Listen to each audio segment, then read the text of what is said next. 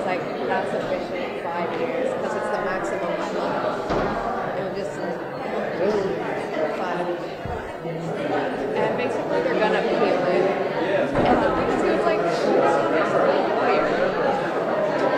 And that doesn't feel right at all. Yeah.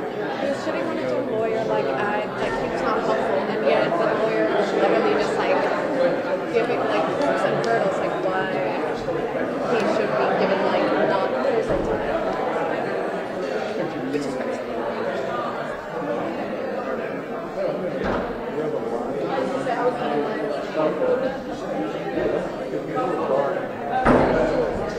Tell me to turn her off.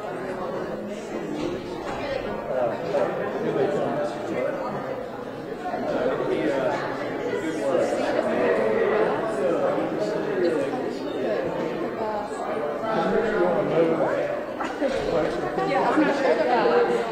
Look at all this. What's under there?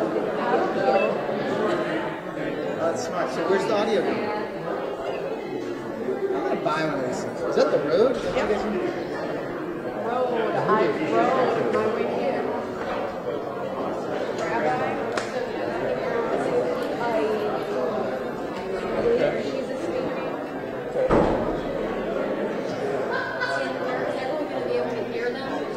We're going to get Mike. How close would you like everyone? Right here. We're going to come right here with guys and just get them closer.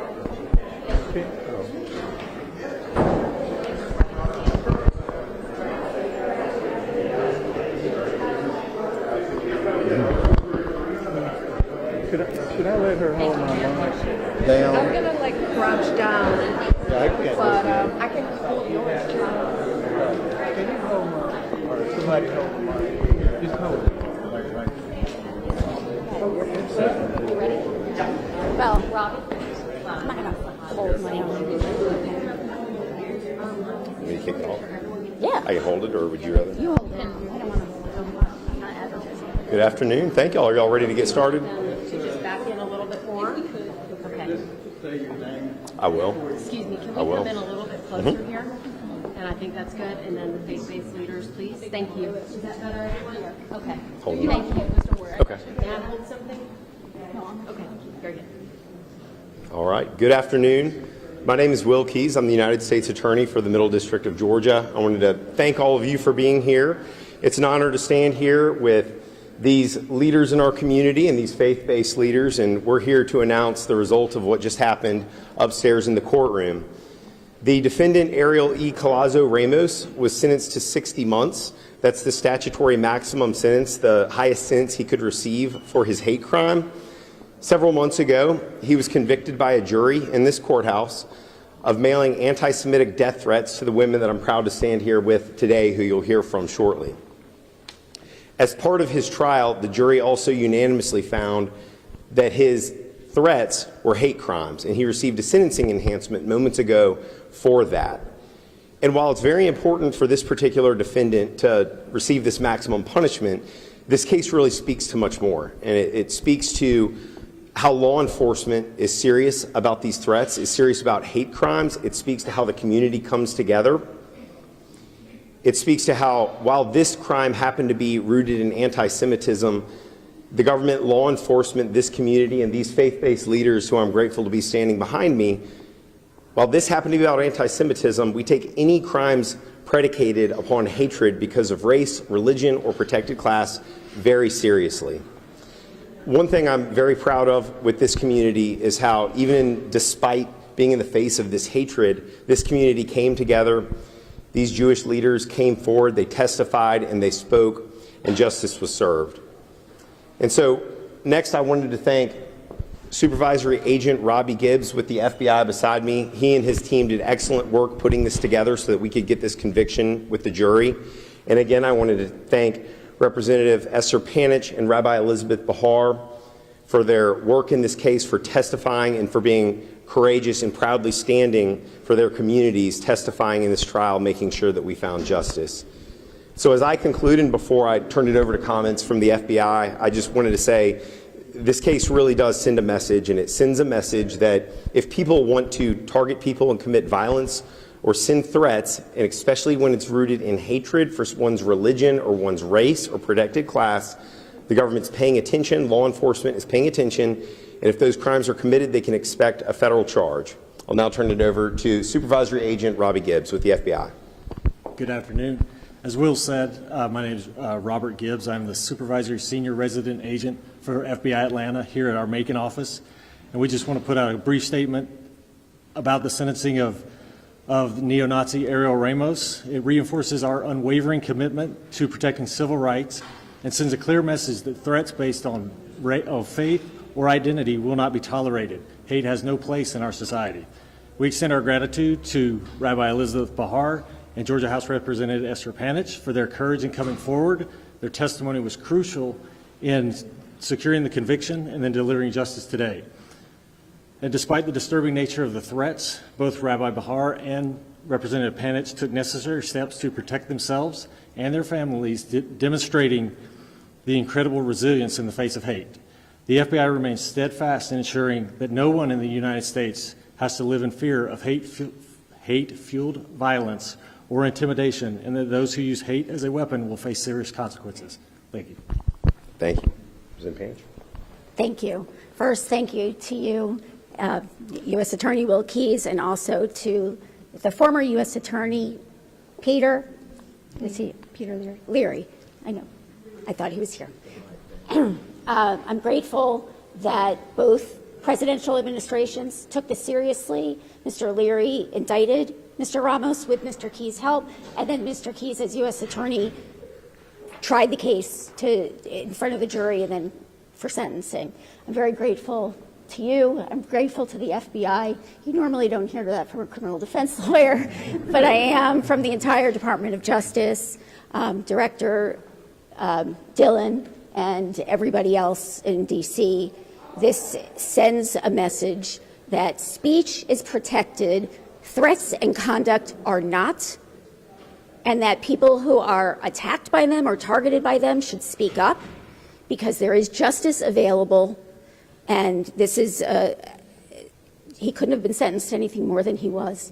So I'm grateful to Judge Treadwell for listening, and I hope he serves a lot of time in his North Carolina case, too. Thank you.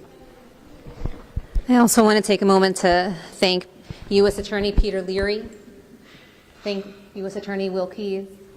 This began under Peter's watch and concluded under Will's watch. Began under President Biden's administration and concluded under President Trump's. Sends a clear message that hate is not tolerated, that there is a vehicle to address it correctively in the Justice Department. And I again want to thank the FBI and the faith leaders here for showing up and saying, not in our town. Thank you. Are there any questions? We're happy to answer a couple. So to the pair of you, you talked about the ways your lives changed after you received the postcards in the mail, the way your lives with your families changed. How do you begin rolling back that tape? How do you begin correcting those changes and the ways you've had to adjust your lives since then? Well, it's good to know that he's not getting out for a little while, at least. But this is the new reality for politicians, especially Jewish ones or other minorities. We get targeted more frequently. This is unfortunately what we're seeing with political violence out there. It's not abnormal. It should be. It should never happen. And if it happens, it should be rare. But it's not. So we're all learning how to navigate, not just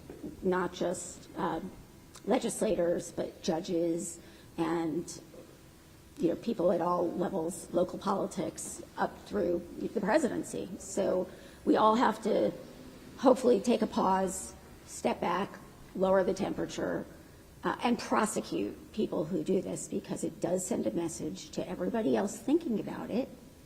Oh, well, maybe I shouldn't do that because this guy just got 5 years. So we live. We're not going to not speak up. So you're not going to silence us. You're just going to kind of make us madder and more resilient. So. And as for faith leaders, especially clergy and rabbis specifically, unfortunately, anti-Semitism has increased.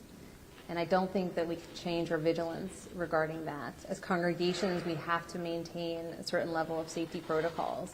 And unfortunately, Jewish congregations have to spend a certain level on safety that they never did before. And with the resulting increase in anti-Semitism, I unfortunately don't see that changing. Question for both of you.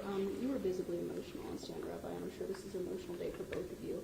Talk to me a bit about those emotions and just overall how you were feeling as you delivered your statements today. Well, I had not heard all of the evidence. I wasn't in the trial because I testified and wasn't privy to the rest of the testimony. And there were some really disturbing allegations, more disturbing than the acts that he committed against us with what he held in his home, the level of violence he seemed to enjoy, the level of violence he inflicted on his wife, allegedly. So this is a violent person, and there, in his own allocution in that last statement, he took no responsibility for harming. He had no level of empathy. I mean, there's really something wrong with this guy, but unfortunately, we all have to be vigilant because people like him are out there and looking to do harm. It was emotional also for me. I also was not in the trial, so I did not hear all of the evidence until today, and I didn't realize how disturbed his choices were, all what he did. I didn't have the big picture. And in gathering all of the big picture, I became even more saddened by what had happened and transpired, and it made me realize that the choices I had made regarding the changes of my behavioral pattern to maintain family safety were necessary. Let me ask you a question. He's been in prison for 1 year, is that correct? At least 1 year. For about 1.5 years, when the FBI executed a search warrant at his house, he went into custody, and he's remained in custody since then. That was on May 2nd of 2024. So the 5 years will be added on top of that, or the 1.5 will be subtracted from 5? The Bureau of Prisons calculates those times. Usually it's from when they enter federal custody, so he still has a long sentence to serve. What about the fine? The fine is not going to be imposed because he has any money. That was the court's decision. There was a $100 mandatory assessment fee that was waived as well.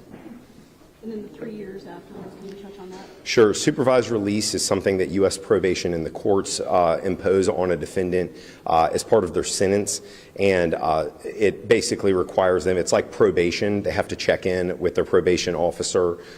There's a variety of conditions that are placed on the defendant as they sort of leave federal prison and re-enter society. Talk about the timeline of the appeals process. How's that going to work out? Sure. So this defendant, as any defendant, has the right to appeal. When he does that, we'll respond. That would go to the 11th Circuit, and we're prepared to handle that when and if it's filed.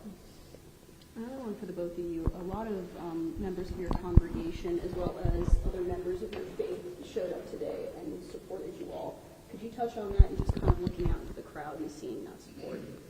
Yes, it's remarkable and very humbling to see all the faith leaders. Well, first of all, Macon has been wonderful.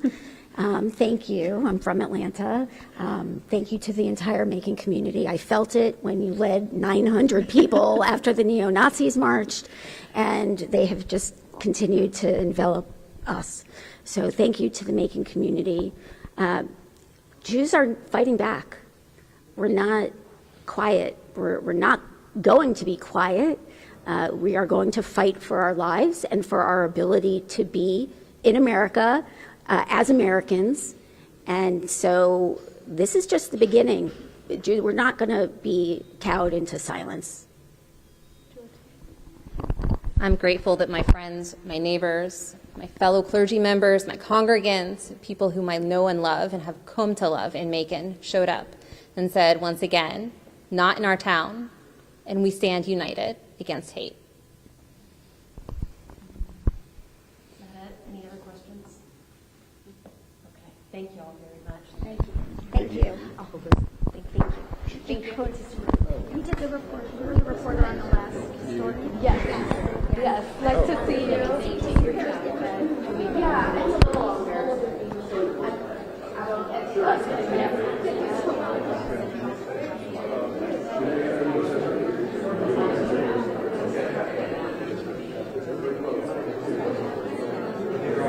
Did you want me to keep this? You want me to keep this? Oh, no, let me take this. Sorry.